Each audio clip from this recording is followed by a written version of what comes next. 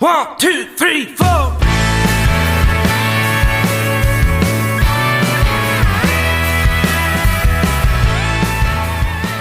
All right, welcome back to Country and Cold Cans. As always, I'm Logan, sitting here with Andy and Kyle, and this week we do have a couple guests with us.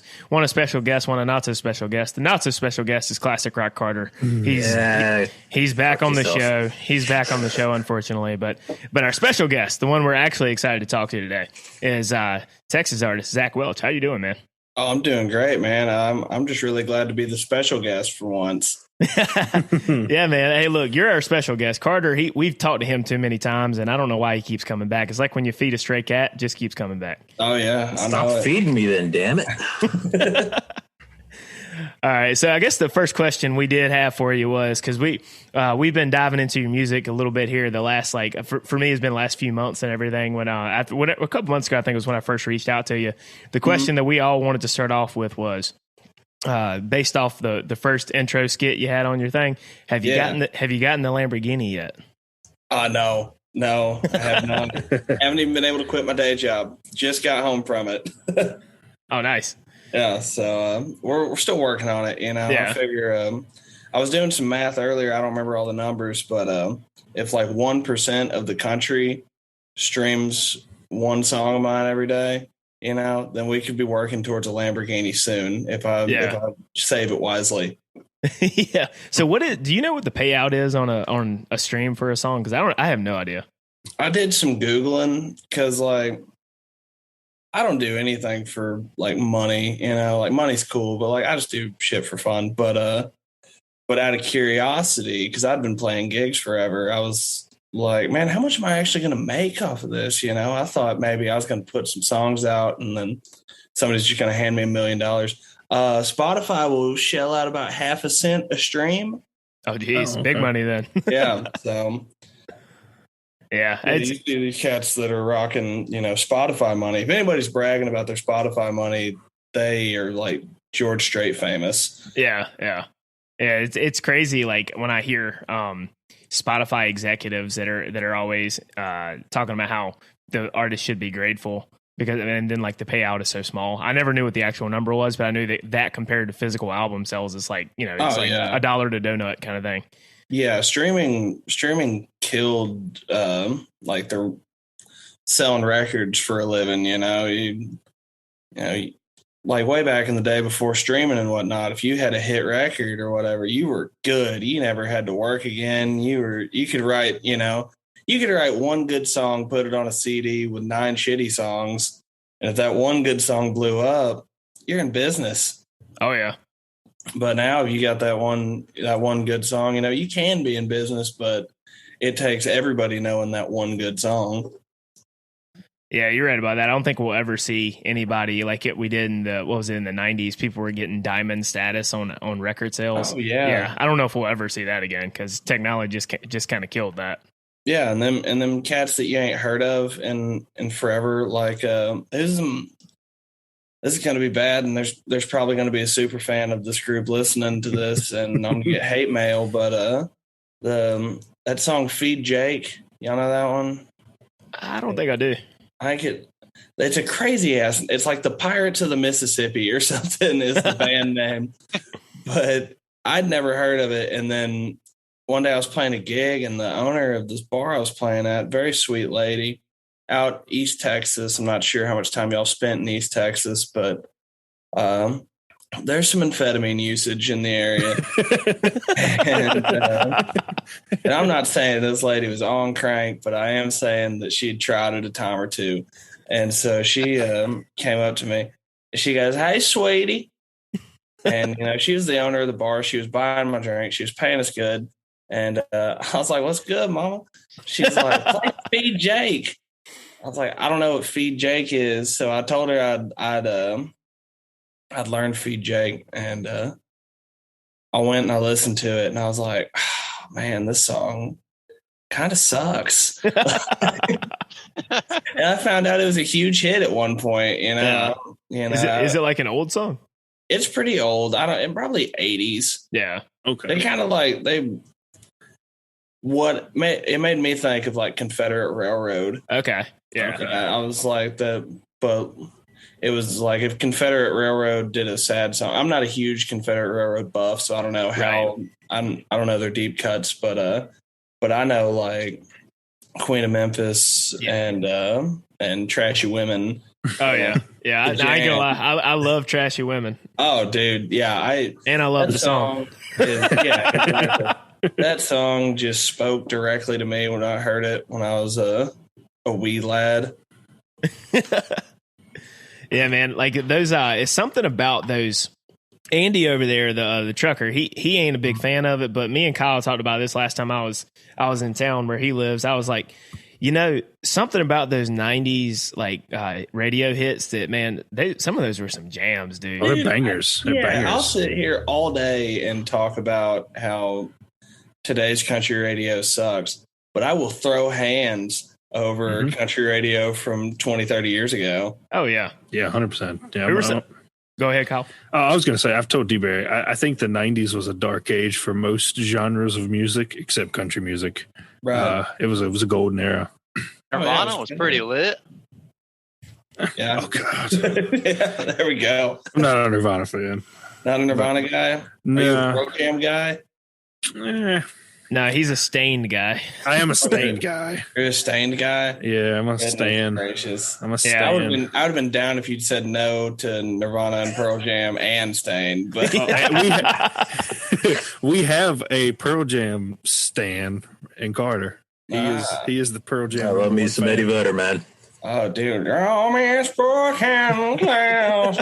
Yeah, I fuck with Pearl Jam too. I ain't gonna lie to you, but like, Oh yeah, 100%.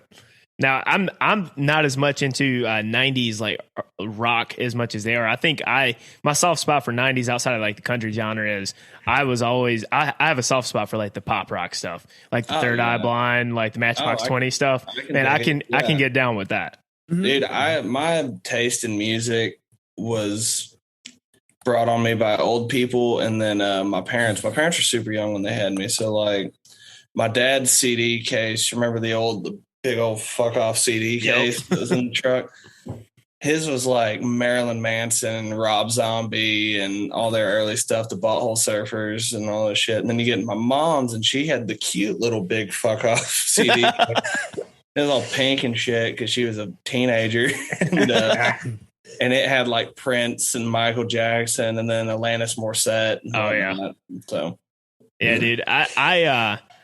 My folks, anytime I was riding with them in the vehicle, if they were playing like cassettes or CDs, it was always one of like three things. For my mom, she was really into like 38 Special and Journey and the Eagles. yeah. And then my dad, he's all over the place, man. It was Bob Seger, Keith Whitley, the Eagles, or Donna Summer. My dad loves some disco, man. You got to bump some Donna Summer every once in a while. I ain't too proud. I won't lie to y'all. No, me neither. I'm not going to lie. I kind of dig some of it. Carter loves some disco, so. Oh yeah, man. I'll rock out to some freaking Bee Gees anytime I want to, man. Oh, if I hear the Bee Gees, I'll just put on roller skates. I'll stop what I'm doing. I don't give a shit. So how old are you? I couldn't find that online when I was trying to do some show prep. Well, I'm 24. Okay. That's what I was thinking. We're all about 27, 28. We were thinking that just from Twitter and like I think you like your friends with like Parker Ryan and all of them. Yeah. I was thinking you were probably y'all were around the same age bracket. I was thinking y'all were like, or I think y'all were all like a couple years younger than us. So we were trying to figure that out for the later topic we have with pro wrestling, kind of get a gauge on that stuff. But so who would you say? Here's some of the boring questions we always ask when we have a first time guest. Who would you say is some of like your biggest influences for your music specifically? Probably I can tell you the biggest, and I can name a couple that have a lot, but the absolute biggest is probably Drive By Truckers. Oh yeah. Patterson Hood is like one of my favorite songwriters of all time. And I'm not sure if y'all listened to my first album I put out, 254 Days. I'm not really sure if anybody listened to it, because I dropped it dark in the pandemic when you couldn't go and play gigs and tell people about it. Right. So like if you weren't already following me on Twitter or whatever, Yeah. then, but I put out a song called In Our Bed, and I played it, and and we recorded it and we put it out. And I hadn't thought about it because we hadn't been gigging or anything like that. And I don't really practice. I should. I'd be a better musician if I did. But I'll write a song once it's written, and once I like it, I only play it at shows. Other than that, I'm trying to write a new song or, doing something. So I wrote it, recorded it, never played it anywhere. And then we put it out, and somebody commented and said, gives me serious drive-by trucker vibes. And I was like, cool, man. And they're like, no, like, I think you ripped off Goddamn Lonely Love. And I was like, I went and listened to them. I played them both at the same time and was like, damn, I could karaoke either one of these if I wanted to. So that was heartbreaking. I was over here like, oh man, I'm so original. Like, there's nothing like this out in the world. And sure enough, I was like, I listened to that song 8 times this week. Dude, the way I look at it, my favorite Tom Petty quote is, being creative is nothing but seeing what you can steal and get away with. That's it. Yeah, somebody, I don't remember who said it, but I've seen it a bunch, but it was like, if you steal from one person, you're a hack, but if you steal from 20, you're an original. Very true. Yeah, so that's just been my kind of mantra ever since then. Yeah, you steal from 20 and call it influences. Yeah, that's it. But yeah, so Drive-By Truckers is a huge one. Matter of fact, I listened to, they put out a live album. It was a live album from 2006, and they just like dropped it overnight because I follow them on everything, and I didn't see them say shit about it. But of course, maybe I wasn't paying attention. But I woke up and went on my little music to look up some Drive-By Truckers to get to work, and they had a new live album from 2006 when Jason Isbell was in the band. And so yeah, I listened to that thing fucking cover to cover a couple of times, and it was killer. But they're huge. Old 97s. Oh yeah. Out of Dallas of all places, right up the road. And then kind of Todd Snyder's a big one. Okay. Because I've slowly evolved into a folk singer as time's gone on, I'm like a week away from not wearing shoes anymore on stage. But yeah, Todd Snyder, and then Chris Christopherson, Jerry Jeff Walker is a big thing for me, and then Billy Joe Shaver. Oh yeah, that's my hero. He died on my birthday. Last year. I was pissed. It wasn't his fault, but I was upset. Yeah, I should say I shouldn't speak for the group. I'm a big old 97s fan, and like our first guest we ever had on the show was Rhett Miller, and we still don't know why the hell Rhett Miller took the time to talk to us on episode 4 of this show, but he did. He's one of the nicest human beings. Yeah, he seems like a sweetheart. I've probably creeped him out, even though we've never actually spoken. I've seen old 97s twice in concert, and the first time I saw him was at Green Hall. It was a couple years ago, and down in Green, Texas. And they came, and I'm not sure if y'all ever made the trek out to Green Hall, but there's not a backstage. There's just a little area where they put the road cases, and then there's a bathroom, and that's the bathroom in the establishment. Like there's not, it's not the performer's bathroom. It's just the bathroom. And it has steps in that little space in between the audience and the bathroom to the stage. And there's a big dude who kicked the shit out of probably all of us at the same time, standing on those steps, so you don't rush up and hug whoever's playing, because if not, I would have. But you could stand there and take a picture for a second when you're coming out of the bathroom. And so man, I bet I went and took like 37 pisses at that concert. I was over there waving and shit. Like, all right, what's up, buddy? I'm your biggest fan. And he did walk, he walked by me. I counted as meeting him in my head, but it wasn't official or anything. But like I said, there's no backstage. So these cats are just like hanging out in the car or at the bar or wherever, it's a big spot, but they're just chilling. And so I see the entire band come up, Murray and Ken and Phil, and I'm like, oh shit, they're fucking going. And I was like, where's Rhett? And I'm getting all excited. And I was with a buddy of mine who's also an old 97s fangirl. So we're, giggling like little kids and shit, like, oh, it's time.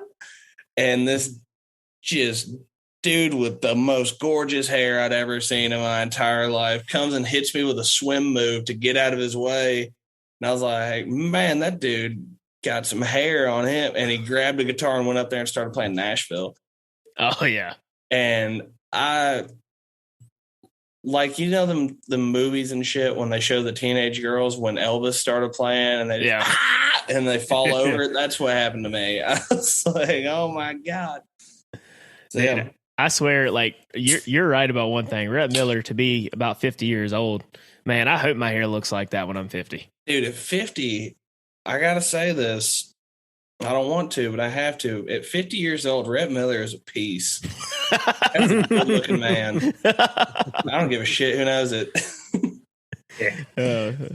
Man, got some Bud Heavies during the show. I like it. Oh, dude, Bud Diesel's all day long. Yes, sir. Yeah. I did need to ask y'all a question because I noticed it. You guys dipping snuff? No, so we used to be a little bit more into regular like tobacco back in our college days, but then I decided that was probably not a good long-term decision. Mm-hmm. Yeah. So now it's we always like to joke that one day we want these people as a sponsor, but it's Zen. Oh, For the win. Yeah, it's nicotine with no tobacco in it. Right on. Yeah. I figured that these are more expensive than like a can of dip, but it's cheaper than cancer treatment. So right. Well, you see, me, I like my diseases the old-fashioned way. Yeah. Is that Cope Straight? Yeah. That's a manly man's can there. Yeah, dude, Cope Straight and Bud Heavies all day long. Boy, straight out of 1980. Yeah, I've always had a thing for the red can. I don't know what it is. Yeah. So are you one of those people that when you pack a lip, you can still drink a beer at the same time? Oh, yeah. All day long. Oh, yeah. This man is a pro then. Yeah, he's a tough user. Yeah, this ain't no amateur hour. I didn't learn it from a frat brother. I've been doing this. So when did you have your first dip? 14. Good Lord. Ooh, yeah, you were.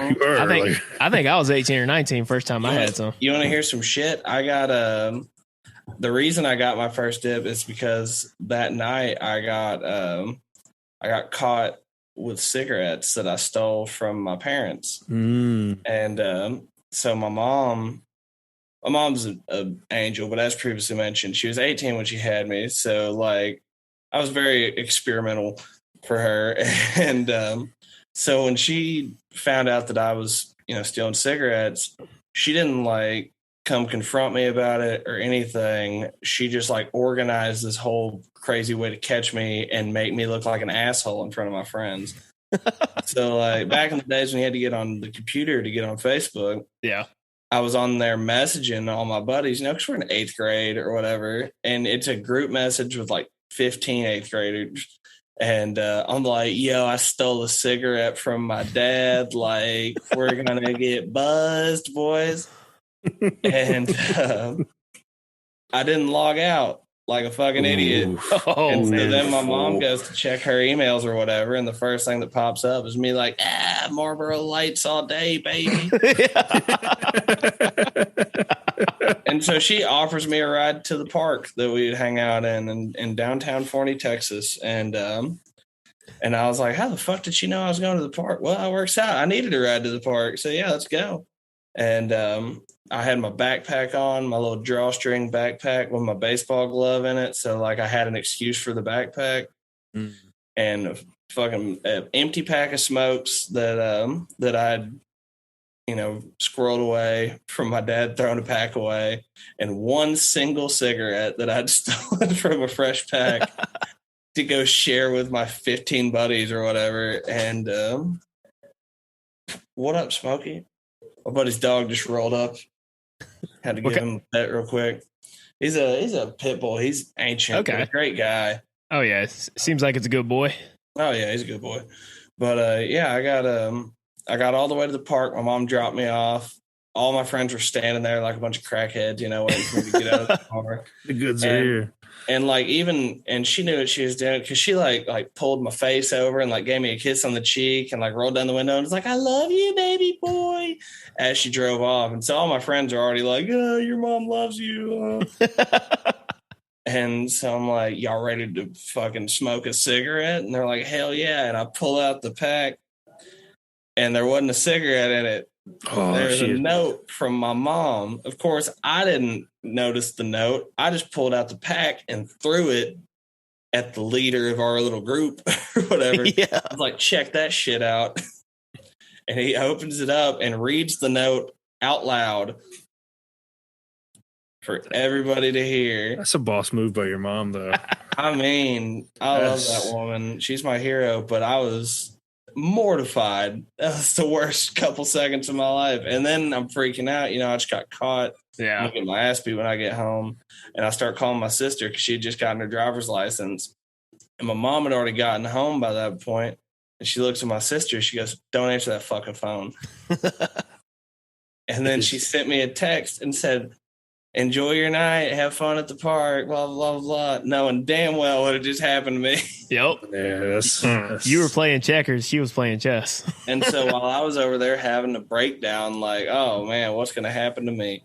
This dude walked up, and he was, I don't know why these cats exist. They're weird, but, like, when you're 14, they're cool. But, like, they're, like, 20-something-year-old dudes that'll, like, smoke pot with you when you're 14 and like right. and like be your buddy and shit. So I'm sitting over there like trying not to cry in front of my friends and shit. And he walks up and he's like, hey, y'all youngins want to try Copenhagen?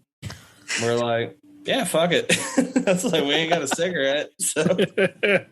So were you one of those people that really liked it, or did you throw up first time? The first time I did it, I was I liked it. I mean, it was cool. I was like, well, the first time I took a big dip, I didn't like it that much. I bit off a little more than I could chew. But the first time I did it was a very tiny little dip. Actually, I think it was a pouch. I think it was like the little Camel Snus pouches, but it was the yellow one. Yeah. Mm. And I don't know what flavor mellow is supposed to be, but it's fucking tasty. And so I had that one, and I was like, this is awesome. And then, you know, got home, got a stern talking to. We kept my dad out of the occasion for that one because he would have made me smoke a carton of cigarettes, and I would have been I'd just been unfortunate. But, yeah, that would have definitely sucked. yeah, I'd have been done with most things at that point. But yeah, so my mom's like, hey, unfuck your situation. And I was like, yes, ma'am. And then like 2 days later, I went to a buddy's house because their family played cards, and he had Red Seal fine cut natural. Oh God. Yeah. Oh God, that's tough. And me and my buddy Jackson Earhart, still one of my best friends to this day, were over there playing cards. And our buddy Colt, who was older than us, our friend was his little sister, and we always played cards with him. And he had that can, and he said, "Y'all wanna try real snuff?" We're like, "Yeah, sure, fuck it." And so we each grabbed, that little tiny pinch you do. Oh yeah. And he just goes, "No, get in there." And so we did, and we did big old hogs, and I thought the Grim Reaper was at my doorstep. Oh, I was fucked up. Put you back in the chair. And I was still playing cards, like everything was cool, and everybody was talking shit. It was like his dad and uncles and shit were all there playing cards with us, and they were like, "You good, boy? Look a little green." I'm over there just like spinning, like, "No, I'm good, dog. I'm all right." After that, man, it was just like it was a match made in heaven or hell. I'm not sure. Yeah, I've always said that typically there are two types of people first time they try dip. Those that love it and those that throw up. And me and one of my buddies were almost forced to try one at one of our first parties we went to in college. A friend of ours named Ben. He's a notorious bad influence when it comes to drinking and tobacco. Yeah. And he made me and my buddy try it. And he got sick. I didn't. And ever since then, I've been like, I swear I wish I had been the one that got sick. Yeah, it'd be cheaper for sure if I would have gotten sick and just done it. Because now, we're rocking. Oh no, she's right here. What up? I had to borrow a computer if you are wondering why. Oh no, you're good. I was like, I'm at somebody else's house. No, you're good. I remember when I was like 6 or 7. This is like 20 years ago, but my granddad, I used to be just riding with him in the truck, and he would be like, "Hey, go in the store and get me one of these." He'd just hand me a pack of cigarettes, and I just walk up to the counter. A 6-year-old. Right. and the girl a $5 bill and get my granddad a pack of cigarettes and walk back out to the truck. She'd look out the window, he'd wave, and then that could never happen today. Yeah, I remember the good old days when cigarettes were less than $5 a pack. Oh yeah, and back in the day, I don't know how it was in Texas, but in here in North Carolina, we used to have a weird law about cigarettes. Like now, it's like 21, you have to be to smoke, right? But back when we were in high school, you could be 16 to smoke, but you couldn't buy till you were 18. And I'm like, it made no sense because why are you legally able to smoke it, but you can't buy it? But how are you supposed to get it if you're able to smoke it? It never made any sense to me. Yeah, I guess that's kind of just like, we're just going to explain this until it quits making sense, and they won't do it. Which didn't work. Like, fuck, we can't. And it's like, no, people are going to smoke. That's just, it is what it is. Like, I never was much on cigarettes, thankfully. I think because I always had asthma, so I never really messed with it because my mom put the fear of God in me about that. So I never really tried that. But I will say, me and Andy, when we were probably 18, we used to be hell on. I think it was just because we got out of the house and we could buy it ourselves. We were hell on some wine flavored wood tip Black and Milds. Yeah. Oh yeah. Oh, dude, I got to tell you, I wish I'd have like had asthma or been the one to get to throw up because, dog, I get a couple drinks in me. Oh, it's over. It is over. Go through a whole pack. I might smoke like 1 or 2 cigarettes a week if I don't drink. But like, I finished this beer, started on this one. By the time this podcast is over, I'm probably going to roll outside and have at least a couple, get out there. And guilty pleasures. Yeah, it's just, and it's crazy because like, it doesn't taste good. Mm-mm. It just feels right. Yeah. Cigarettes are one of those weird things that once in a while when you smell one, it smells fantastic. Yeah. But it never tastes good. Oh yeah. Yeah. It's just bad. And I'll be sitting there smoking a cigarette like, this is gross. What the fuck am I doing? Yeah. And then I'll light another one and just roll through. Yeah, I blame Hollywood. They made every badass or every cool person smoke. I mean, they just made it. Got paid to. Yeah, they just made it cool. Yeah. What was that picture of James Dean? Wasn't it, Carter? Oh yeah. He used to always be there with a cigarette. Oh yeah, that's on my first album. That was the cover. I was hammered, so we weren't. That wasn't a planned shot. We didn't go to a photo shoot or anything. My buddy just happened to catch me shit faced smoking a cigarette and took a picture of it, and we put it as the album cover. So your most recent album that just came out, I was curious, where did the title of that, Punchy Shirts and Broken Hearts, where did that come from? I have to give credit to my buddy and producer, Mr. Ethan Whitaker of 301 Productions fame. He came up with it, and the story's a little hazy behind most of the shit that we do in life, but I think it was a joke about the first album, honestly, because I don't remember what we were doing, but we were talking about it, and Ethan said, yeah, you should have just called that shit Punchy Shirts and Broken Hearts. Because this dude, okay, I remember it a little bit. There's this dude I worked with, good guy, kind of a goofy little bastard, and he's super sweet, but something's weird. And he would always, he'd always come up and talk to me about the oil field. Neither of us have ever worked in the oil field ever in the history of the world. But he was telling me about it every day. And he was a welder, or trying to be a welder, and learning how to weld. And he'd bought all these welding shirts. Well, then he'd lost weight, gained weight, whatever. And he goes, hey, man, I got this welding shirt. What size do you wear? I said, extra large. He said, yeah, it's an extra large, man. I was like, well, I don't need a welding shirt. I don't want to weld ever. I don't even want to give anybody the idea that I want to weld.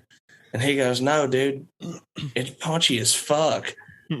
And so I took it, and I didn't know what punchy meant at the time because, like, I just hadn't heard that a whole lot in my life. And so I thought it was hilarious.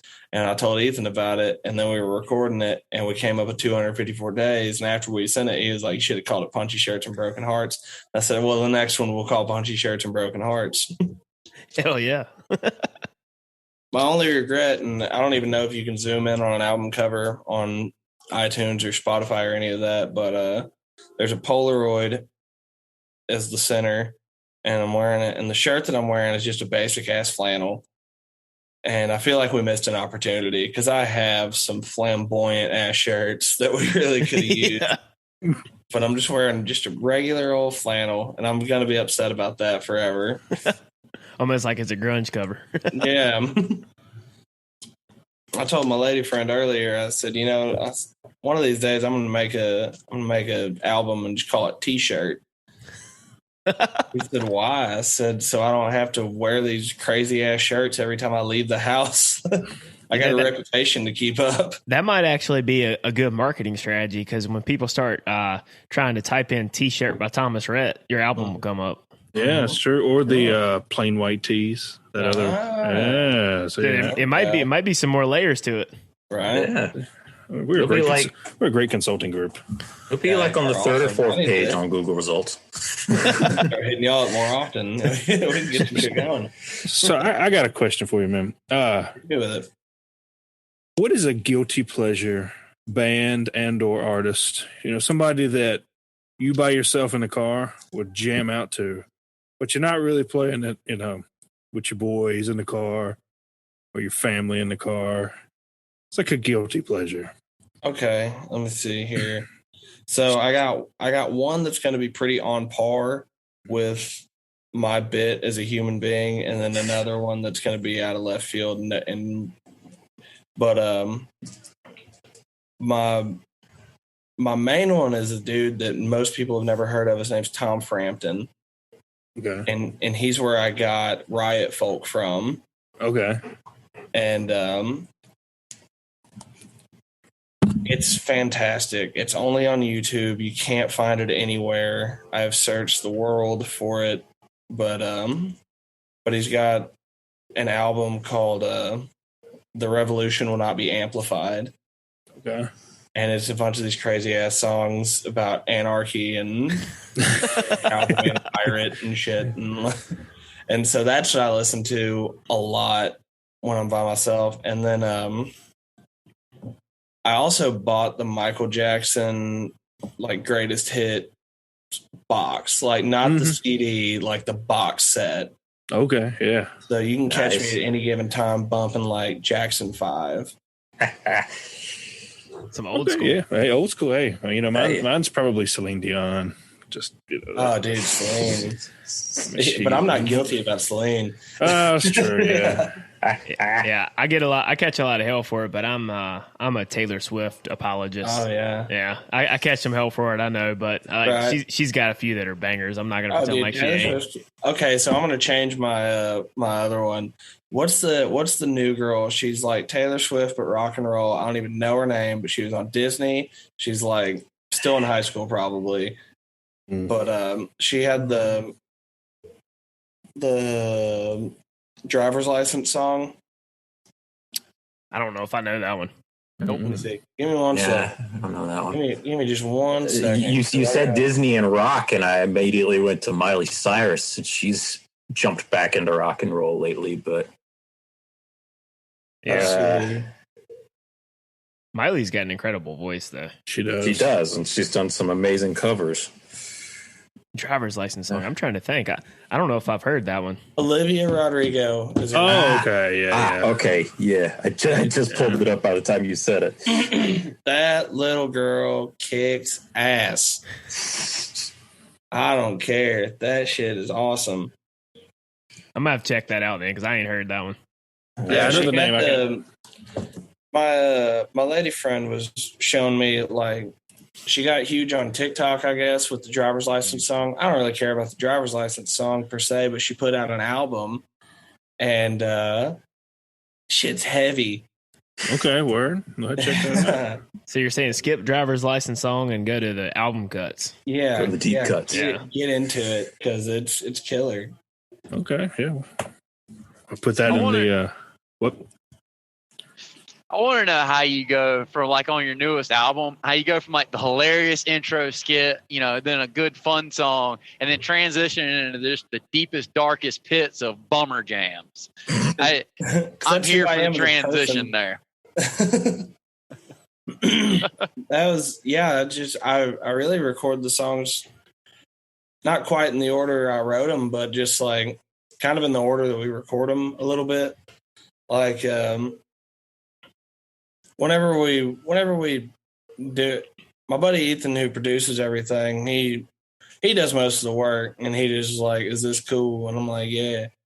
But we wanted to do Drunken Ramblings, the fun song, the only love song I've ever written.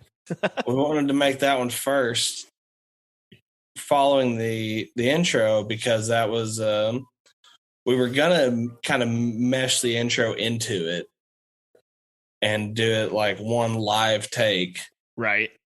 And it was just gonna be kind of like, this is we're talking about this riot folk thing, and it's like, well, this is what we mean by riot folk, and just roll straight into it. And so that was our plan, but then we couldn't quite master the live take of doing all that because we had so many mics set up everywhere to catch all the shit during the little skit. And so we were just like, well, whatever, we'll just record the song and the skit separately, but we'll put them back to back. So it's kind of like a fun start to it, because I don't remember what the first song on my first album was, but like those are pretty much all sad. And sad songs do make us happy here on Country Very much Go-Cast. Well, yeah, but I'd had a bunch of people asking me, like, when are you going to write something happy? When are you going to write a love song? When are you going to do this, that, and the other thing? And when I was all, down in the dumps, as I was for the first one, I was like, never. And then the second time, life kind of turned around, as it's known to do, and I was feeling pretty good. And I was like, fuck it, we're going to lead off with it. Hell yeah. I tell you, though, me and Kyle were talking about this before you hopped on Zoom here. My favorite song on this entire record is Enough, though, because I'm definitely I'm a bummer jam enthusiast, and being from North Carolina and into this kind of music, this probably doesn't come as a surprise, but I'm a big time American Aquarium fan, and I swear, man, like Enough gives me, and I say this in the best possible way, gives me heavy 2009 Dances for the Lonely vibes. Oh man, yeah. I love American Aquarium. I appreciate you saying that, man. And that's nice. I'm gonna save that one up here. I love American Aquarium, dude. That was the exact same thing I was thinking too. I was like, because when you get just I love the really, really dark bummer jams like that. It's just killer. That's whenever I write a sad one, I'll go. I heard Sturgill Simpson say one time that he doesn't play a song live before he records it. Like he has to take it to the studio first, and like I get it, because he's got like a band and is a professional and whatnot, and I just do most of my shit acoustically, and I'm just kind of having fun and shit. So if I write a song, I have to go play it a couple times to make sure it doesn't suck. And so I'll go and play it at gigs, and I'll invite my mom to a gig, and I'll play close to the house, so she'll be perfectly fine with coming out, and I'll go and play it a couple times. But when I played that one the first time, she cried. And I was like, yeah, we'll go ahead and put that one on the record. Hell yeah. Yeah. Hey, that's the point of music, though, right? Is to make people feel things. So that's it. Yeah. All right. So my big song here, and this is going to kind of transfer us over to our next big topic. You got a song, Drunken Ramblings of the Hopeless Romantic. Mm-hmm. And in that song, your very first line, you mentioned you'd buy a wrestling ring. Yes. You'd jump off of ladders, and you'd be smacking your friends in the heads with chairs. Yes. So is that like the big thing that you like were into as a kid? Were you into like, you've not told me your time period here, 97 to 2008, and boy, that's a big period. I got set up that you were mostly 97 to 2001, and I was like, okay, I can work with that. But so I'm going to guess you were kind of like a big fan of like the Hardy Boys, the Dudley Boys, Edge and Christian, the TLC matches and stuff like that. Huge Hardy Boys fan. Huge Dudley Boys fan also. But like when I was a little, when I was a kid, I got a brother who's about 3.5, 4 years younger than me. And we were the Hardy Boys in our minds, we were fucking damn it all the time. And who was Matt and who was Jeff? We fought over who was going to be Jeff. Yeah, sounds about right. Everybody wants to be Jeff. Everybody wants to be the exciting one. Yeah. In real life, I'm Matt. I hate to admit it, but in real life, I am. Well, you have to be. You're the 3-4 year old older brother. Yeah, you're just you're there. You do your job. You do it well. But like, nobody's going to be talking about how you did a quadruple backflip off the fucking Titantron. You're speaking our language here as 4 North Carolinians. We have to pretty much represent the Hardy Boys here. So I'm so glad my thought was right, because I rolled into it and I was like, I'm not going to say shit about it, but like, I hope it gets brought up. Oh, absolutely. I'm like Logan said, me and him are the big wrestling fans here, but I'm the one who's been into it stayed through it. Logan's kind of a lapsed fan, got into it from his older brother watching it when he was a little kid and then dropped out. Andy got into it because of me in college, and Kyle has no experience with it. But you're missing out, Kyle. Missing out. You know, all I know about wrestling is that Andy Carter was a diehard Chris Benoit defender. Oh, dear God. He defended him even after the fact. Even after the fact, he was dear Lord, defender of Chris Benoit. Listen, understand this. That was a terrible thing that happened. Chris Benoit was a great wrestler. Yeah, that is the extent of my knowledge. Look, he was my favorite. He was literally the only reason I was watching SmackDown in 2006 and 2007. No, I can't defend that. Like it hurt me so much when that happened. That was heartbreaking. It was like something died in me, because he was literally the only reason that was I was a bad watching choice SmackDown at that point. But so let's see. You started you're 24, so that means you were born in 1997. Were you watching like as a 1-2-year-old? Well, yeah, I was born in late 96, October of 96. Okay. So my dad was a Marine, and we lived in California, and he had an apartment that was off base and whatnot with my mom and me and all that good stuff. And I'm not sure what the military pays nowadays, but I know in 96 it wasn't a whole lot, and I don't think it's really gone up a whole lot. And so, he's busting his ass 7 days a week. But on Monday, him and the boys would come over, all of his Marine buddies, and if they had wives and kids, they'd come over and they'd grill out on the patio of our little apartment. And we had 2 TVs in the living room, and one of them only came on Mondays, so they could watch Raw and Nitro at the same time. And so yeah, since I was a little kid, and I had until I think he got out when I was 4, and my first 4 birthdays were full of every WWF, WCW action figure that they made. Ooh. And so, I watched from birth until I was about 13. Yeah. How I can tell that you actually were a true fan, and this is always the test I give people, but not bring it up, is you referred to as the WWF. Only the real ones know. Oh yeah. Or you can tell, like, if they're like a lapsed fan, because they'll still call it the WWF, or they'll still only mention the people from back then. But you being still into 2008.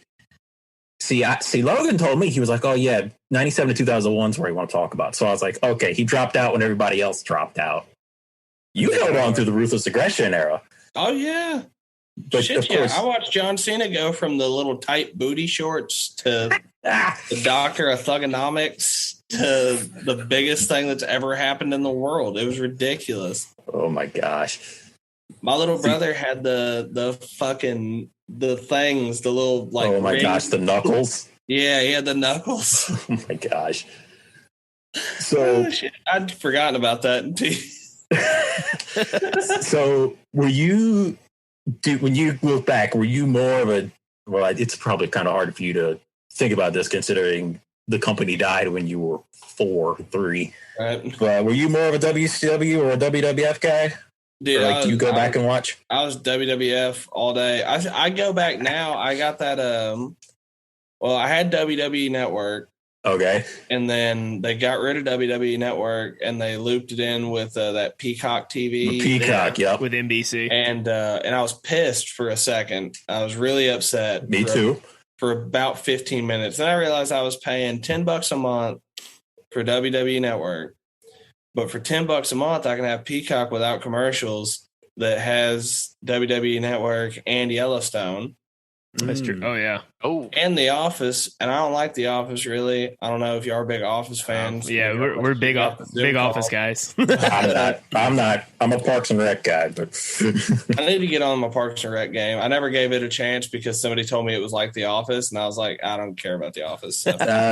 Skip season 1, or if you can't get through season 1, just go right to season 2. Right on. I can dig it. Yeah, I'm always looking for shit to watch. But yeah, that was when I got on there. And now I'll go back and I'll watch some WCW. You know, mostly like Ricky Steamboat versus Ric Flair and shit. Yeah. Oh hell yeah. Yeah. You're going back to some classic stuff. You're not even going back to the Nitros. Yeah, I'll take it way back. Like I'll watch the Von Erichs throw hands all day long. I ain't scared. You know, I was just alive. That makes sense. That makes sense because you're from Texas. Of course, you'd be into WCCW. Yeah, buddy, fucking shout out to the Sportatorium. Hell yeah, man! So, have you ever watched the series Dark Side of the Ring on Vice? Yeah, I watched. I've watched a lot of it. I haven't sat down and binged it because, as a lifelong huge wrestling fan, and then as I've gotten older and with the whole WWE Network thing and all that good stuff, I've gone back and kind of become a little bit of a history nerd about wrestling. Yeah, I feel you on that. And so it's like I can watch them, but I can't watch a bunch of them because in my mind I've like built these like relationships, I guess would be the word in my head. So I can't watch too much sad shit about it because like then I'll feel like I did when Vince McMahon came on there and said, Chris Benoit has passed away, and they did the big like memorial episode for him. And then the next night they had to come back and be like, apologize. Oh shit, our bad. We didn't wait for the facts to come out. Didn't wait. We just immediately jumped on it. Yeah. You know. Oh man. And so, as time's gone on, I've gone back and watched a lot of stuff. But I grew up on stories about the Von Erichs. Yeah. Shit, my dad and them used to go to the Sportatorium when they were youngins, you know, like saw like Stone Cold when he was not Stone Cold. And that rules. Yeah, like all this shit. And there's a restaurant in Dallas. If you are ever in Dallas, please let me know. And hell yeah. I'll fucking take y'all to dinner. We'll go to this joint called Campese's, and it's bitching. But when you go into the bathroom right there at the pissers, they have old boxing posters from the Sportatorium. Oh, that's sick. That rules. It's dope. And so I hate that they tore down the Sportatorium, even though everybody's said it's a shithole, you know, compared to where we go now. But like it's still the history, you know. Oh yeah. Yeah, absolutely. Talk, not to get all cliche on y'all, but yeah. Well, the thing about the Von Erichs, I watched the episode on them, and me not being from Texas, like I didn't know a ton about them. But like I watched that, man, like that's a sad story, man. Like just that family was snake bitten. Oh yeah. Oh, absolutely. Yeah, they were a heartbreaking situation. Dude, speaking of wrestling shit, there's a deal on Hulu. I'm not sure how familiar you are with the Scream franchise, but David Arquette. Oh yeah. He's well, you know, he won the old WCW championship back in 90 whatever. But also he's a huge, like, it wasn't just promotion, he's a huge wrestling fan. Oh yeah. And he got his feelings hurt, for lack of a better term, because everybody's like, this fucking guy's disrespecting wrestling. Yeah. And so he like went to the trenches to start. And it's called You Cannot Kill David Arquette. I have seen that, and I've seen the match that you're going to talk about, the death match he had with Nick Gage. Oh my God. I watched that live. It was horrifying. Shit. Nick Gage is a crazy motherfucker. Nick Gage is the craziest motherfucker, but he is 100% unapologetically Nick Gage. It's not a character. It's just him. And he's so funny because they say he's like one of the nicest guys in the world, actually. I'm going to hit you with a light bulb quick, fast. I'm going to hit you with a light tube. Yeah, that shit was crazy. And then it also led me to one of my favorite songs ever that I've heard is the You Cannot Kill David Arquette. That song is so fucking good. You got to give Arquette credit, man, because like he signed on out of his love for the business to do that movie Ready to Rumble. Yeah. And then it was more like Russo and those guys that made the decisions to put the belt on him. And then he caught shit for it for so long.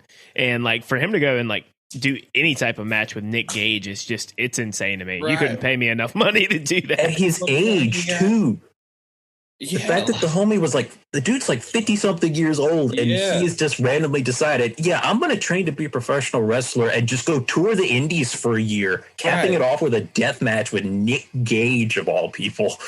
Okay. So before you watched that documentary and before you went and before you saw the match and before you got into that, when was the last time you had thought about David Arquette?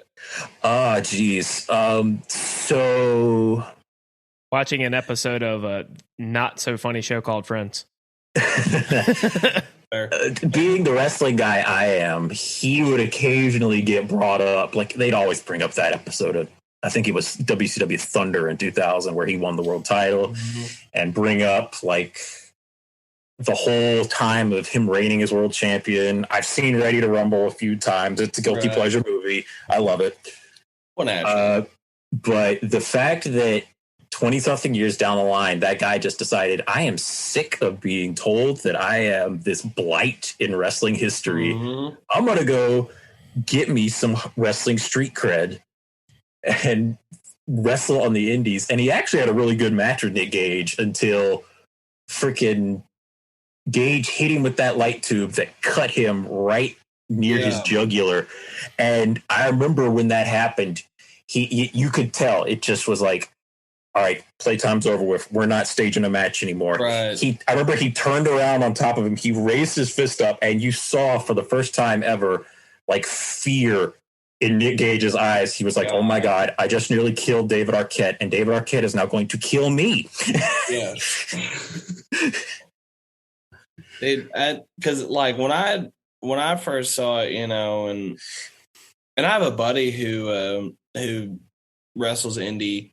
His name's Bam Bam Malone. I'm not sure how dedicated you've made it out to Texas. But, don't know him. I might know friends that know him. I will ask around. He's me and him went to fucking elementary school together. We're tight from way back, and he's wrestling indies right now, and is slowly but surely, building a bit of a name for himself. But he actually said something about that movie. Before that, I hadn't thought of David Arquette since I saw the last Scream movie, whichever one that was, like Scream 37. But but like I'd completely forgotten David Arquette existed, and then I get on there and I see it, and the next thing you know, like now I'm like, I want to be that dude's best friend in the world. And like he just seems like such a nice dude. Oh yeah. And he's just out here having fun, and everybody's like, no, you're a piece of shit because you won the championship. And I was like, it wasn't his idea. Leave him alone. Yeah. Sometimes I don't know who are worse when it comes to hardcore fans, wrestling fans or Star Wars fans, because they can be brutal, man. They can be brutal. There's some toxic fandoms. As somewhere past casual fan of wrestling, but not quite to the hardcore, but a pretty casual Star Wars guy. I gotta say Star Wars, honestly, because and maybe it's just because I lean a little bit closer to hardcore with wrestling than I do Star Wars. I'm the same way, so I kind of agree with you. Yeah, because like I like Star Wars, and the original trilogy is so good. I love it still to this day. And then even the prequels, even though everybody likes to shit on the prequels, they're so fun to watch. They've gotten better as like time has gotten away from them. Exactly. Yeah.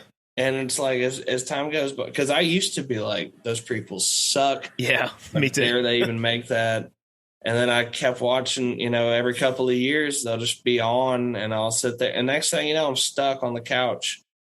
Like, this is fun. This is good times. The new ones I haven't been that good at. I went and saw episode 7 in theaters. And I work in construction. I got rained out one day. And me being a vagrant, I went to the movie theater and with a bottle of whiskey in my pocket, a little pocket bottle.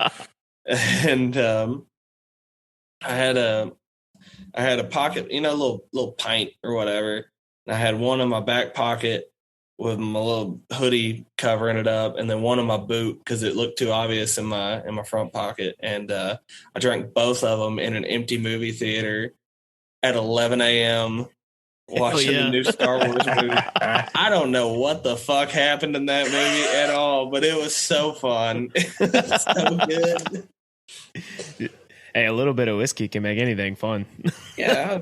Speaking of which, like I said, I'm at my buddy's house, but he left me a little present. Ooh-wee. Oh, yeah. Top shelf, yeah. Yeah.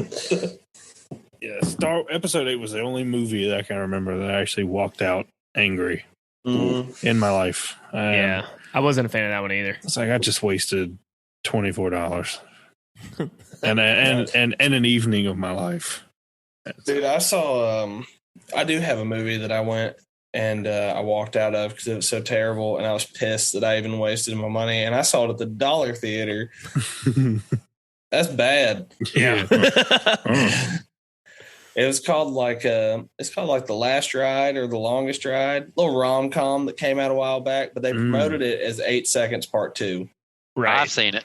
The commercial was like 30 seconds of bull riding. Yeah. And people just being tough and shit. Andy's not into bull riding, he's just into rom-coms. Yeah, and I went and watched it, and it was 30 seconds of bull riding and everything else, and then that was it. That's the whole fucking.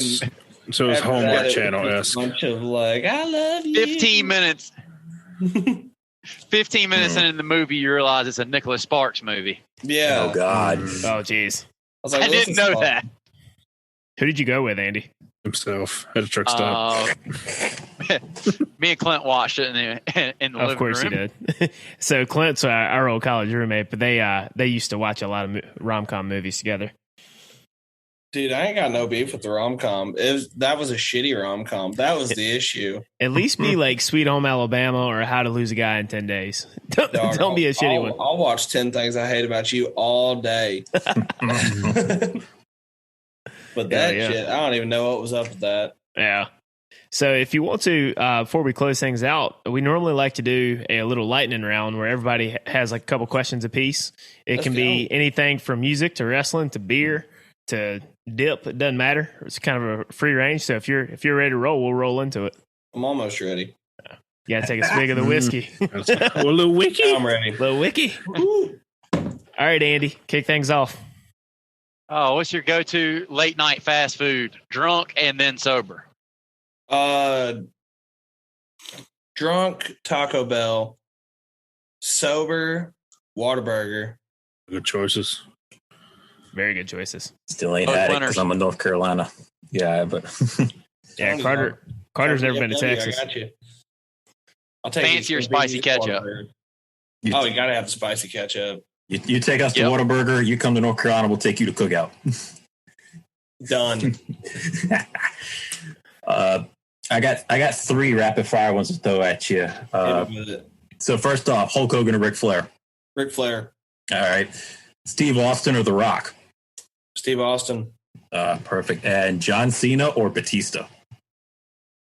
Oh shit. Ooh, I knew that was the one you were going to get hung up on.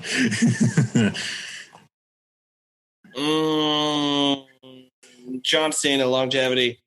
Ooh, all right.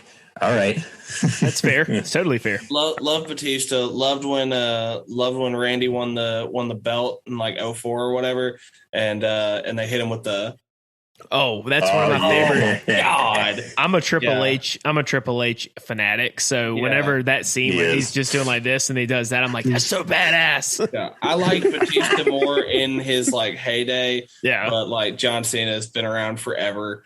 And, Oh, yeah. And he's always been on top. So I'm like, All right. shit, gotta give him that respect. Hey, fair enough. All right. All right. So mine. When you go to a bar, what's the first thing you order? Is it a beer, mixed drink, a Depends if cocktail? I'm playing it. Oh, okay. You're playing. What do you get? I'm playing, I'm getting a Budweiser. If I'm not Okay. playing, I'm getting a Double Crown and 7. Okay. All right. Right. And then to follow that up, let's say it's your last night on Earth. What's your final meal? Final meal. Let's see. I'm gonna go with one of them big old tomahawk ribeyes Oh, good choice. Okay. as an appetizer. Oh, Oh, man. All right, just got interesting. He throws a curveball we weren't ready for. I spend a lot of time thinking about this. Some say an unhealthy amount. Yeah, so big tomahawk ribeye as an appetizer, mashed potatoes Mm-hmm. with bacon, cheese, and chives as my salad, and then salad. my main course will be a Chipotle burrito Mm-hmm. and a large pepperoni pizza from my good friends at Pizza Grand right here in Forney, Texas. Another place that I will treat y'all to if y'all make it out here. Hell yeah. Right. Oh yeah. Okay. That's it. And after that, you can give me the chair. Hey, you went out with a bang. His mashed potatoes as a salad. I like that. I like that. All right. So if you could play with any artist, dead or alive, who would it be? Let's see. I'd go do a show with Billy Joe Shaver. Solid choice. Yeah, that'd be the one. I feel like that's the right mix, you know. Because like part of me was like the Stones, but like really, if I could do one, if I could just really sit down and bullshit with Billy Joe Shaver Yeah. a little bit before or after a gig, you know, that's where the fucking magic happens. You know, I've had the Hell best yeah. times of my life coming off stage or about to go on one. Oh, yeah. All right. So pivoting back to wrestling, NWO or Degeneration X? It's crazy that you asked me that because I was literally just doing a whole deep dive on the internet today about, you know, the differences. I'm DX all day, man. By the time I was old enough to give a shit, NWO was dead and gone. So That's fair. That's fair. That's totally fair. yeah. You, you were watching that 2006 DX. Well, you see, but I went back. I went back and watched it. Oh, Later okay. on. You watched the good stuff. I did have the 06 DX, and if we were going 06 DX versus NWO, it's NWO all day. Oh, absolutely. But I went back and even like my earliest memories and shit of wrestling is DX. Like my earliest memories of life is, you know, watching them drive the tank and shit. Like I've like vaguely in the back of my head, that's always been information that I had. Yeah. And so, yeah, I'm a DX guy through and through. I'm right there with you because one of my first memories of wrestling was 1997 DX with Rick Rude, Chyna, Triple H, and Shawn Michaels, to the point that I was such a fanatic for them that I would get in trouble at like with my mother anytime I would be out in public or I would go to like kindergarten or something. Mm-hmm. I would look at people and do the crotch chop and say "suck it" without having a clue what that actually meant. And that's like, what a cultural phenomenon. Yeah. I don't know a single dude under the age of 16. We'll go all the way to 16 years old. I don't know a single dude who's never gotten in trouble for cross chopping and telling somebody to suck it. I just don't. It's just had that fucking longevity, man. That Oh yeah. it's been around forever, and it's like it gets passed down. It's tradition at this point in the game. I don't even know what NWO does that I could get in trouble for at school. Like they don't have a cool suck it. No, nothing like that. Definitely, they didn't have anything that you really get in big trouble for. But you're right, though. You look at anybody around our age on up to, about 15 years older than us. If you look at them and you give them the crotch chop, they're gonna start grinning and looking at you because everybody knows what it means. Dude, you can't. I challenge all of you tomorrow. Walk up to a dude between the ages of 16 and 50 and say, if you ain't down with that, we got two words for you. That's it. And fucking send me an email. Tell me how it goes down, or send me a DM or tweet me or whatever. I guarantee you, he's gonna tell you to suck it. Yeah, I don't care if you're at a gas station or you get pulled over by the police. Yeah. Please don't do that. I think we need to get Classic Rock Carter to go up to somebody on the street and video it with your phone, and then document it, and so we can send it to Zach. Because I think that would be awesome. Carter, I think I might get punched in the face. No, that's only if they're not cool. If they're cool. 50 male. 16 to 50 male. Yeah, you don't say it to a woman. Yeah. No. That's assault, brother. Yeah, because you'll get pepper sprayed. Yeah. And this is all being recorded, so we'll all be fucked. It won't. That's true. Like, we'll be accomplices for it. Yeah. Oh man. So, all right, dude. So before we sign off here, go on and plug all your socials and anything you got going on here coming up. Well, I got a single coming out in the very near future. I can't tell you the name of it yet because I don't have album art for it yet, and I want to do all that shit at the same time. And so maybe by the time this is released, I'll have it out. But it's gonna be killer. It's heavy. It is not acoustic. There is a full band. Parker Ryan, my good buddy, an absolute fucking killer. He came and played guitar.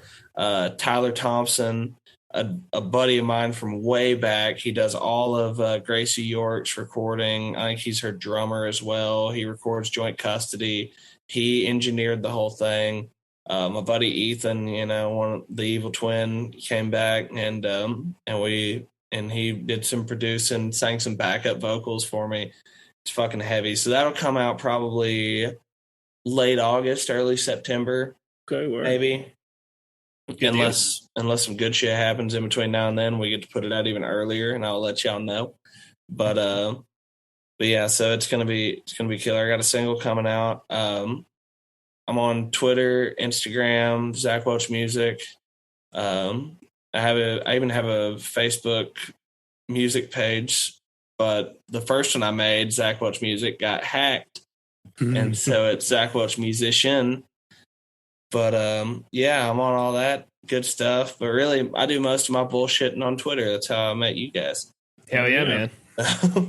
So, dude, we appreciate you coming on. It's been a blast. So you're welcome back anytime. Open door policy. Thanks for having me, man. I'm looking forward to the next one already.